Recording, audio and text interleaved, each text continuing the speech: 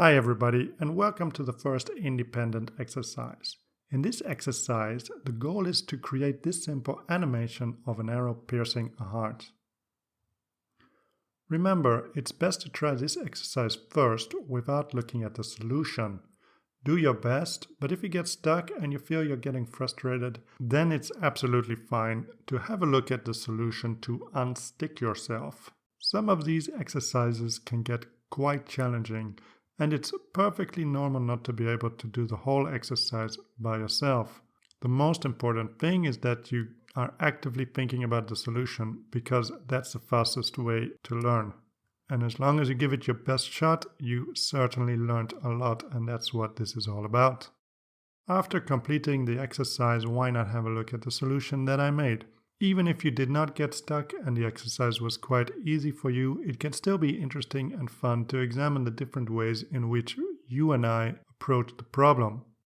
So let's get started with the solution. Pause the video here, and here comes the solution. First, create a new Toonz vector level.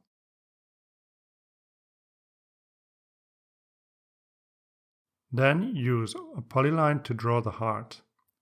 Tip: it's better to use just a few control nodes. So, in the case of drawing a shape like a heart, then 6 control nodes are definitely more than enough.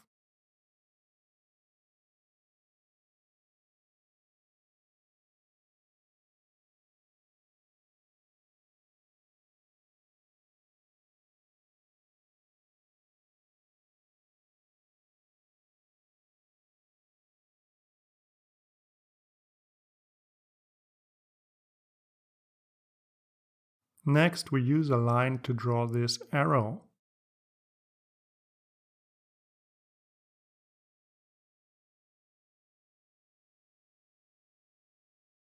Oops, I should have actually drawn this line on another level. No problem, I can just copy and paste it. Okay, let's add another level for the bow.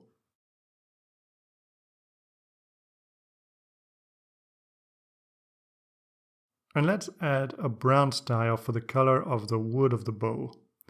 And I think for the bow just a simple line is enough.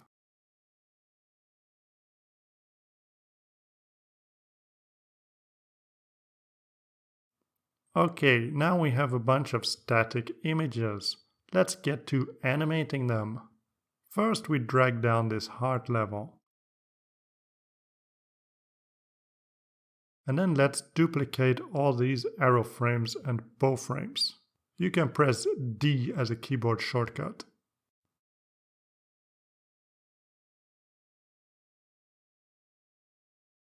Okay, to start animating, the first thing we do is move this arrow back slowly.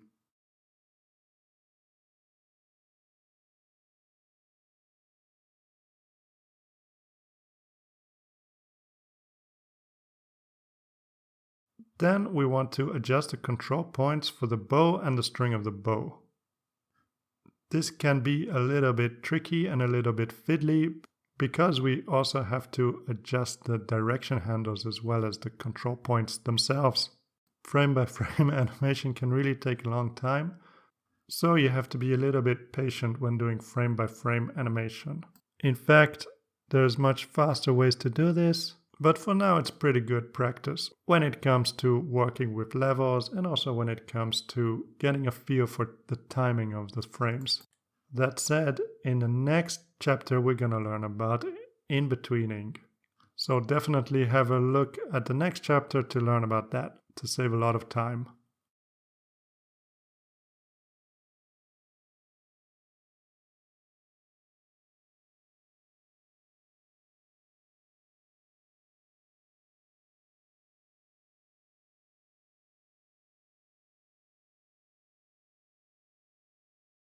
Okay, now that we've pulled the arrow back, we want to hold it stationary for a couple of frames.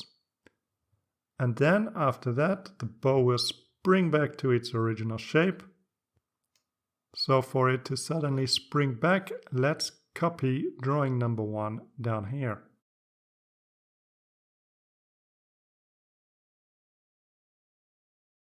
In fact, I'm going to convert the string to a single line rather than two. And I'm going to animate 2 or 3 frames where the string continues to vibrate even after the arrow has left the bow.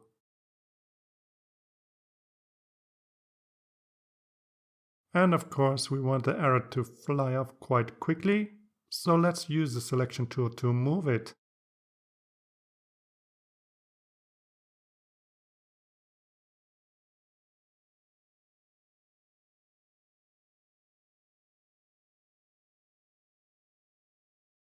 And when the arrow reaches the heart, we use the eraser to make it appear as though the front of the arrow has pierced it.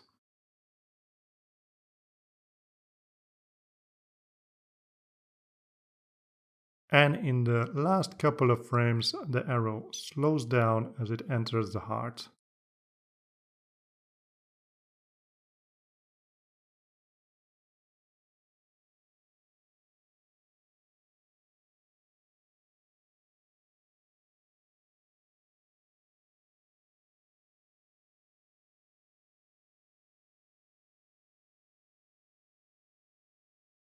As we run a preview, we see that I've made one small mistake.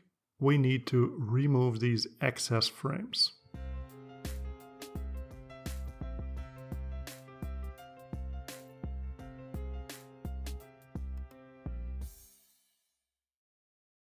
And there we have it. Thanks for watching. In the next video, I will have a creative assignment for you. So, see you in the next video. Bye bye.